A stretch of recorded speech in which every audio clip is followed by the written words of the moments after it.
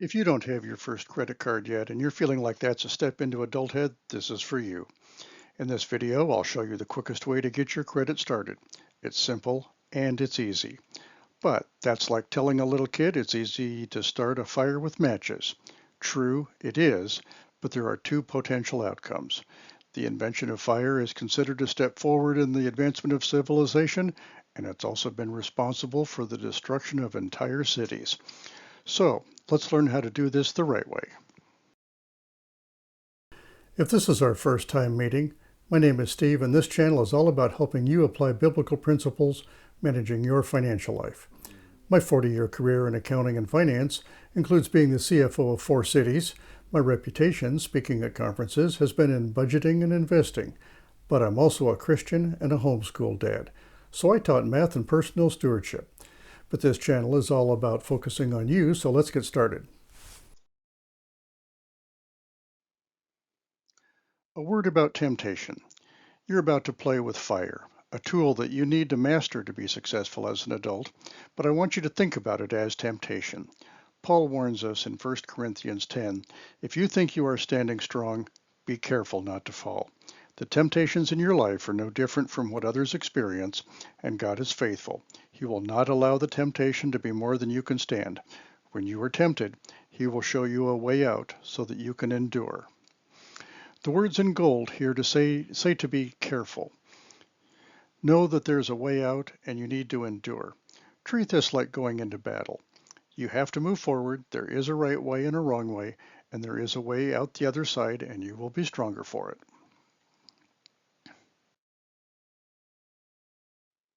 So here's the wrong way. Pay the minimum. When you buy something on credit, the clock is ticking and the bank tells you to pay a minimum, not the full amount. Why? They would love to charge you interest, which you will pay on top of the purchase of the thing. Taking the easy way out is the wrong way. Do not make the least amount of effort. Enjoying the thing you bought at a fraction of the price is deluding yourself into thinking you're getting something for nothing. That is temptation. It is a lie. The enemy is deceptive. That is deception, and it truly leads to your financial destruction. Going from the green zone to the red zone is very, very easy and tempting. Demonstrating good financial responsibility means not missing one payment, and when you allow interest to be added, you've just made a major misstep. Okay, point made. Here's how you get your credit card. This is the game plan. Currently, you buy things. You pay directly from your checking account. If you have a debit card, your money leaves your checking account immediately. Purchasing on a credit card requires double work on your part. You buy the thing with a credit card, then you make a payment from your checking account. Understand the price you pay is an effort on your part. This is not for the lazy. In fact, the key is not to wait to be told. It's like cleaning your room or washing the dishes. Do you initiate it yourself or do you wait to be told? If you wait for the bank to send you a bill to remind you, then you are not ready for a credit card. But if you can fill up your car with gas using a credit card and then go to your phone or computer and make a payment within the next 3 days, then you are setting yourself up to be tested. Talk is cheap. Actions speak louder than words. Saying you will is infinitely weaker than saying I did it. So go to Discover Card or Capital One or your own credit union where you have your checking account or your bank and find a secured credit card.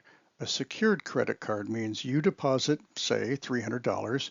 It's your money and it remains your money, but with that on deposit, you get a card in the mail and they'll let you go charge something up to $300. Make no mistake, they don't want you to pay it back right away. They want you to forget or get lazy so they can charge you interest. This is your first opportunity to fail the test of being a responsible adult. The right way to do this is to use it to buy your gasoline every time you fill up. And then within the next 2 or 3 days, you go make a payment for the exact same amount and you pay it down to zero. What happens is the credit agencies will pick up on the fact that you now have a credit card. What they measure is on-time payments and late payments. But within about 2 years, they'll refund your deposit and raise your credit limit. You now have a credit score, and they want you to use it.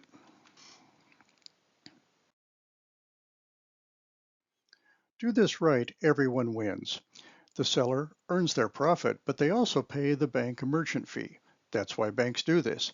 But the bank is also perfectly happy for you to not pay them fully right away. They don't care if you forget or get lazy. That's your job. They will charge you interest. The bank is your partner, but they're in it for their profit. They want to make money, happy to earn interest income off of your forgetfulness or laziness. The whole reason they extended you credit was for them to make money. Now, they're entitled to anything they can earn honestly, merchant fees or what have you, but your job as an adult is to make sure you never have a balance. When your statements are printed, they should show activity only, no ending balance.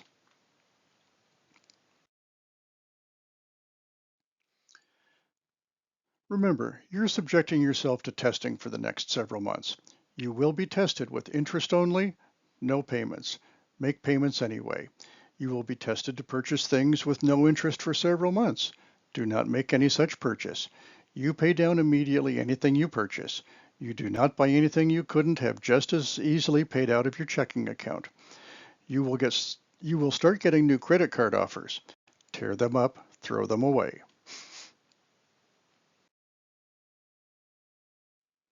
You should have heard before now that the secret to financial success is living within your means.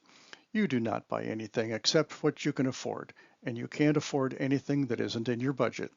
And you do make a budget. Every paycheck you receive, you have a plan for every penny. The fact that you flow it through a credit card that you pay down within 3 days makes absolutely no difference to you. It's extra work, it's an extra step, but 100% you do not buy anything you weren't going to buy straight out of your checking account anyway, that came from your paycheck, that was in your monthly plan already.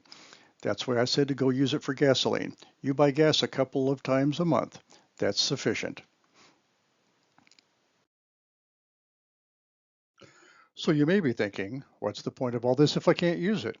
Well, there are a few times in life where your financial reputation means something. Using credit cards is playing with fire, and you need to show yourself responsible to employers, perhaps to landlords, and to mortgage lenders. But do not be tempted.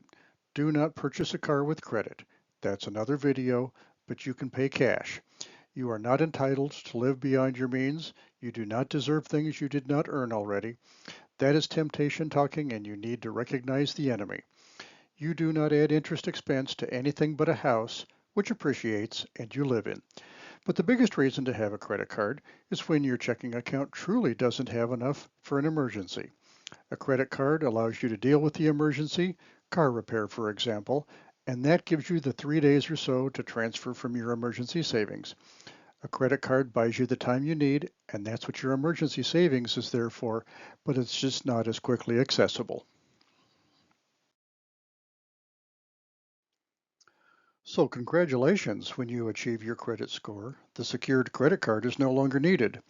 Make sure you pay the account down to zero and go back to buying your gas with your debit card. I recommend you open a real unsecured credit card account with the bank you normally bank with. Consolidate and simplify your life.